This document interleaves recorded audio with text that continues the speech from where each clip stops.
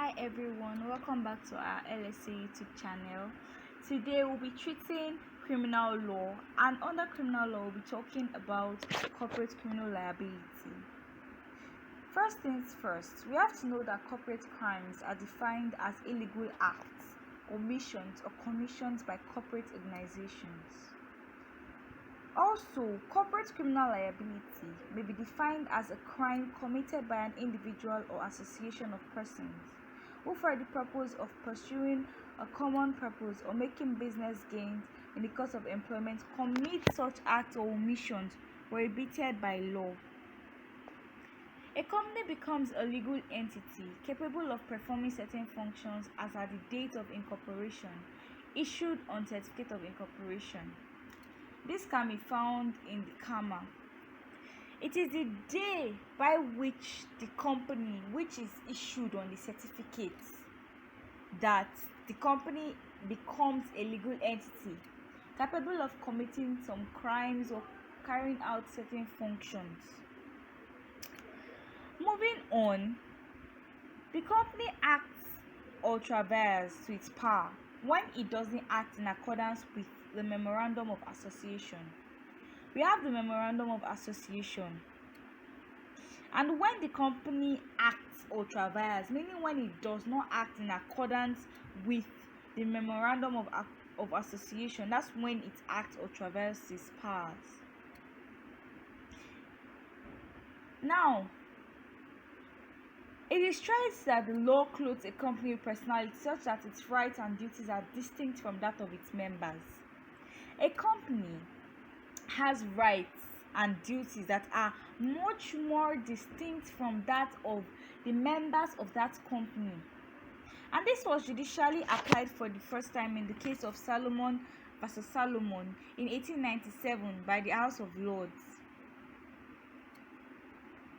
They tried to reconcile corporate responsibility and corporate criminal liability. In that case, it was of the notion in the 19th century that no one grew corporate criminal liability. No one grew it. No one cultivated it. No one rooted. It was just growing. And it was doubtful in the past that a corporate body can be held liable. Usually, the actions that normally give rise to this criminal liability can be traced to two major sources. Number one, we have actions or acts resulting from the negligence of the company or corporate entity. Actions or acts resulting from the negligence of the company or corporate entity. Number two, we have such acts will have also resulted from irresponsible management of the corporation. Those are the two sources that can give rise to criminal liability. The corporate entity falling into any of the above two instances can be prosecuted and, if found guilty, punished accordingly. Meaning, once they can be the company can be traced to have any of these two major sources, if they are found guilty, they will be prosecuted and punished. If found guilty, they will be punished accordingly. That's basically the foundation, or what we have to know first about corporate criminal liability. And under common law, companies are criminally liable subject to certain limits such as assault, robbery, murder, and rape. It means that a company cannot rape a person. It can't be convicted of raping. It can't be convicted of murder. It can't be convicted of assault. That's basically what it means, that there are certain limits to which a company can actually be Some people have argued that the corporate entity should not be punished for the sins committed by its members because the company is an artificial person, that the company doesn't exist physically but on paper. They further argued that this corporate body should not be subjected to penalties attached to the offenses. The reason for this is that the company or corporate entity is only a creature of the law, and that it can only do such things or such acts as it is legally empowered to do so. Now, moving on. In the case of R versus African Press, a corporation was found guilty of an offense of contravening Section 51 sub 1C of the Nigerian Criminal Code. Now, critically looking at this, we will understand, or we should understand, that a company is a legal entity. What makes it a legal entity is that it can sue and be sued. It can sue and be sued. And because of that, when a company decides to make seditious publications or decides to steal, the company can be liable. In the case of Mandelas and Caraberries versus COP, which is similar to that of R versus African Press, a corporation was convicted of the offense of stealing by conversion under sections 390 and 383 of the Criminal Code. In the case of AG Eastern Region versus Amalgamated Press of Nigeria Limited, which is a very, very crucial case, as well as the case of Salomon versus Salomon for this particular topic, the preliminary objection raised by the defense counsel on the ground that an offense could not be committed by a corporation in the absence of mens rea was overruled by the court, meaning that you cannot give an excuse of mens rea, which is the guilty mind. You cannot use it to impute the fact that a company cannot be liable because you feel like, because the element of a crime has to be mens rea and actus reus. No. The fact is that companies are easily held accountable in cases involving the proof of mens rea by imputing the state of mind of the directors, who are the alter ego and directing mind of the corporation.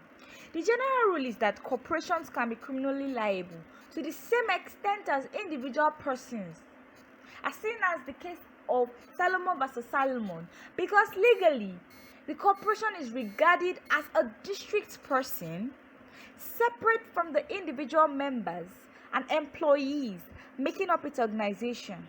However, there are two exceptions to this rule. Number one, the nature of some offenses precludes their commission by corporations, e.g. rape. A company cannot rape. It cannot be liable for raping a person.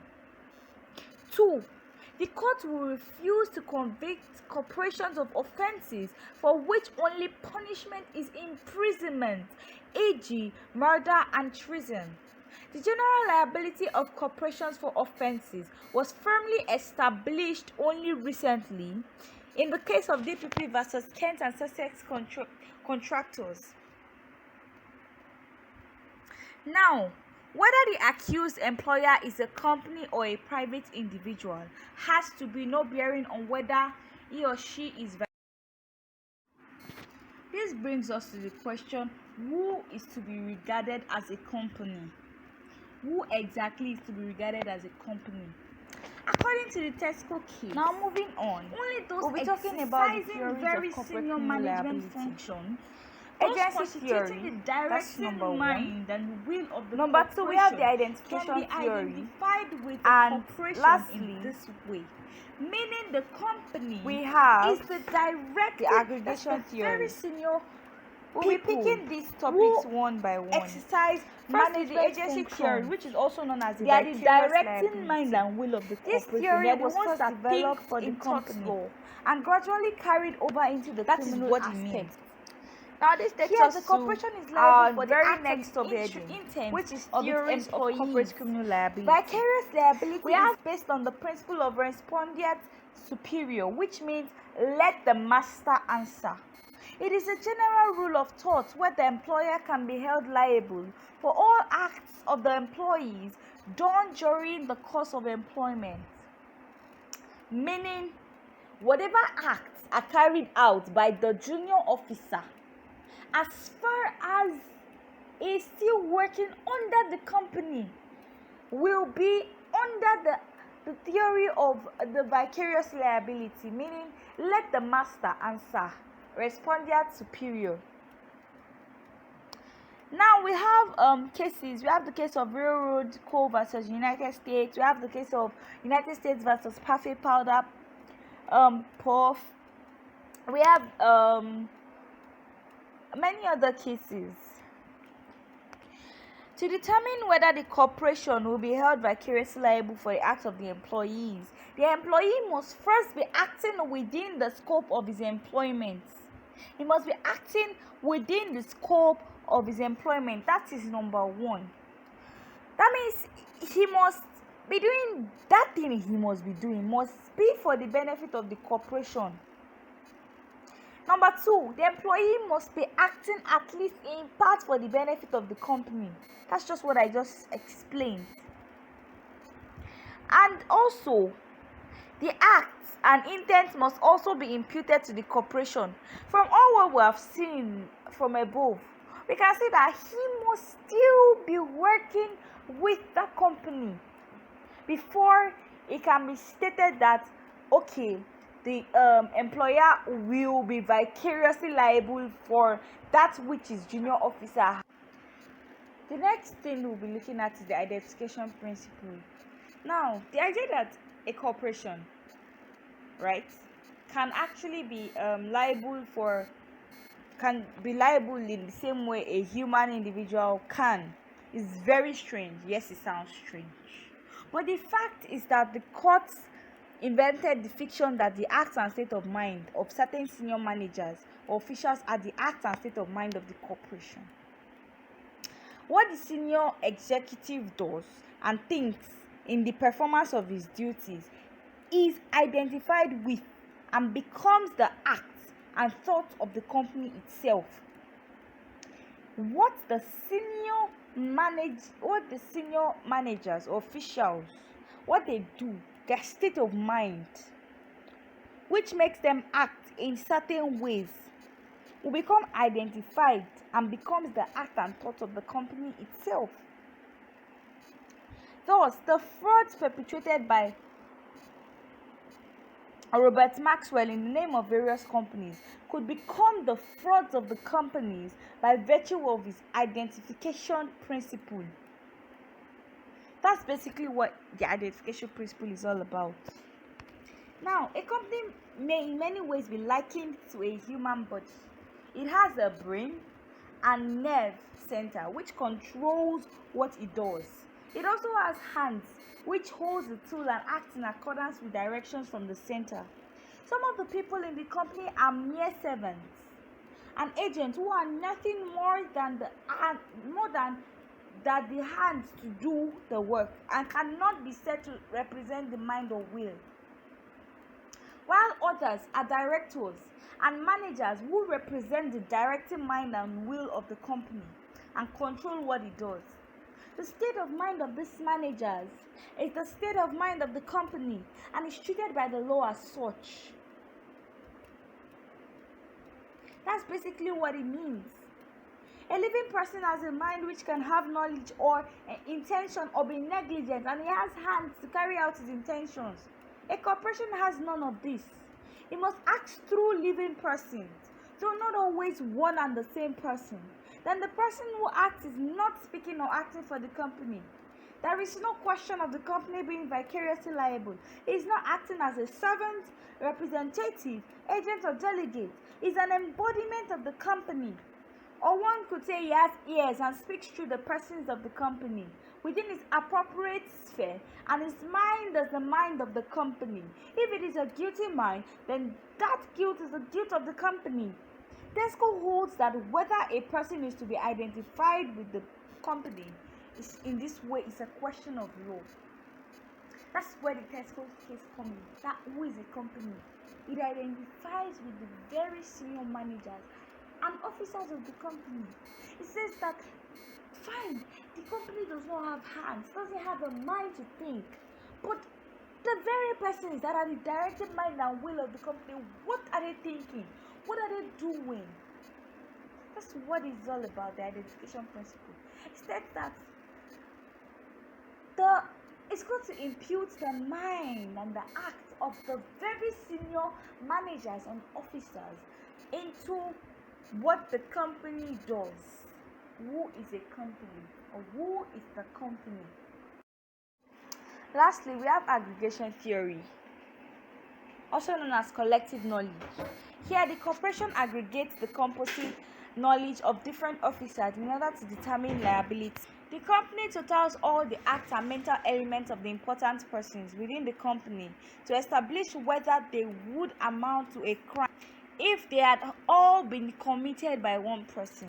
The theory of aggregation is as a result of the doings of American federal courts.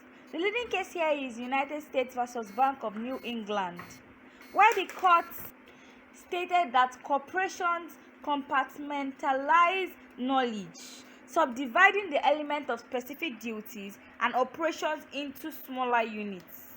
The set of those items reflects the knowledge of the organization about its particular transaction. This brings us to the end of this topic. I hope you have learned a lot, and I hope this was really explanative. And I'll be seeing you next time. Bye.